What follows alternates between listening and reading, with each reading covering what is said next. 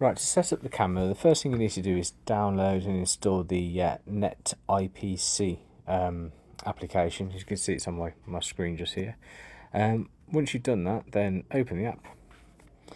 And what you'll need to do is create an account. So if you've already done so, you just log in. If you haven't, then you need to press the register button here. All you need to do is create a username and a password for you to log in. Once you're ready, then just press login. It wants me to link my mail to the accounts.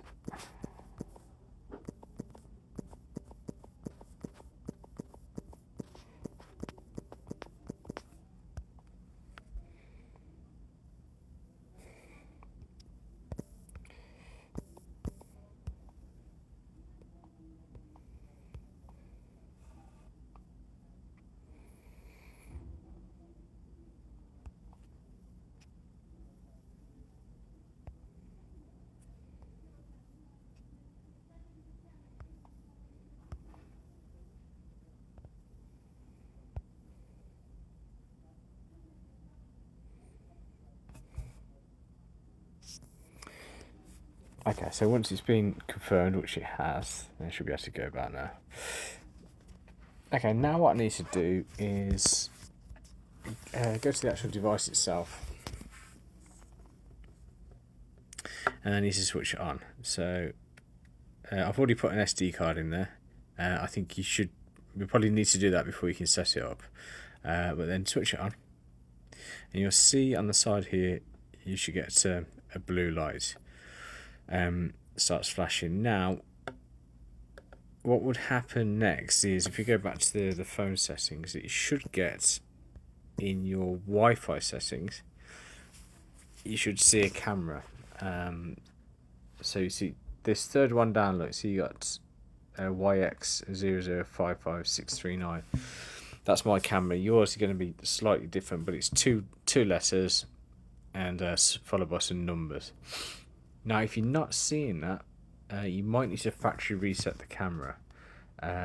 It's worth waiting a little bit first, but if it's been a while, you might need to factory reset it. To do that, you just press and hold that mode button there until the red and blue lights start flashing. So if I press and hold now,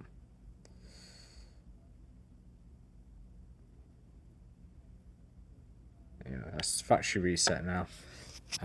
So if it wasn't showing before, then after the camera has reset itself, you'll see it in the list. Just make sure that's back on. Okay, once that's done, click on the camera. So you're now connected to the camera itself, but there's no internet on your phone at this point because your phone is literally just talking direct to the camera. And as you'll see here, I'll get a notification saying this network has no internet access because I'm just talking again direct to the camera. There is no internet on the camera, so I press yes. So now that I'm connected to the camera, if we go back into the NetIP app and press play, you see now it's picked up the camera automatically. If I move it around a little bit, there we are. Just go around the table. That gives you sound as well. I'm going to get a bit of feedback because I'm sat right next to it, so I'll turn that off. But so at the moment, as long as I'm connected with the camera via Wi-Fi, then I can see the live view from the camera. Now the trouble is, if I leave the property, I'm not going to be able to view the camera anymore. Also, if I wanted to connect back to the internet, I'll have to connect back to my router, and again, you won't be able to see the camera. So what we need to do is connect it to our router. So if I click on settings cog here, and you've got various different settings, but the main one we need to concentrate at the moment is the Wi-Fi settings, which is like the fourth one down.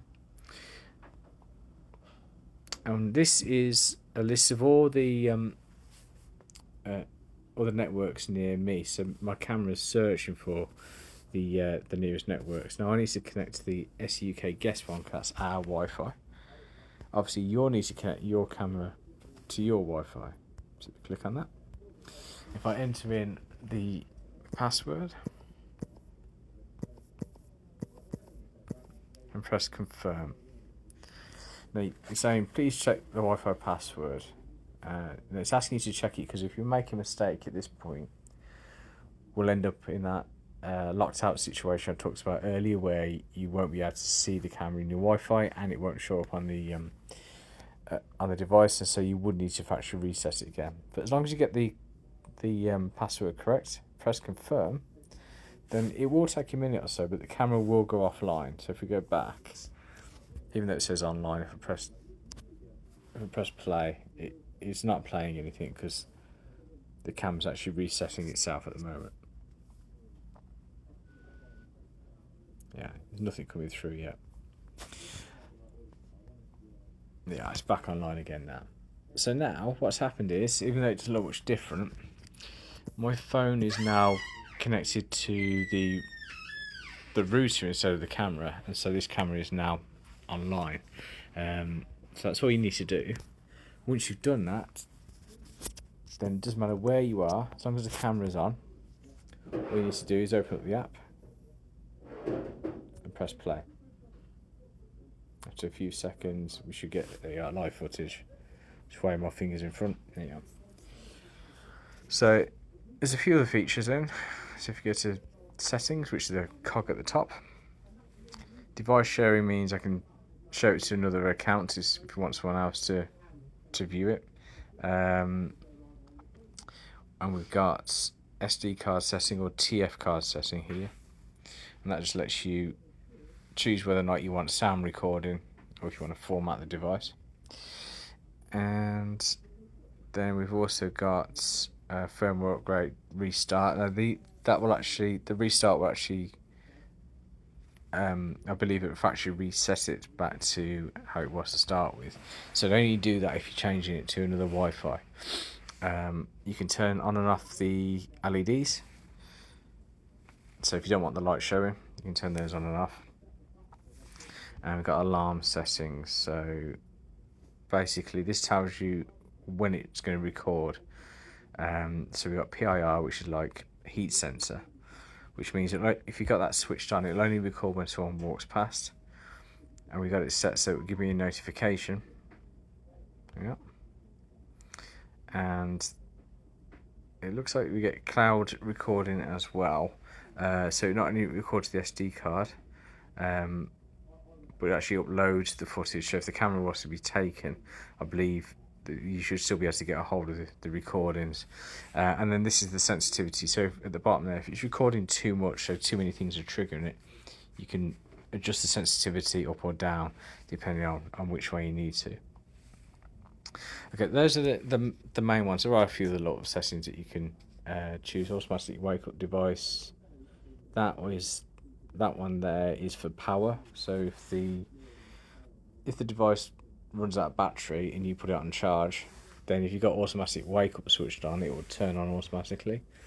If you've got it switched off, then the device will just charge but not turn back on again.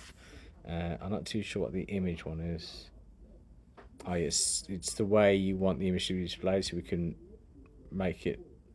mirror it horizontally or vertically. And we got light mode, so you got outdoor, indoor mode.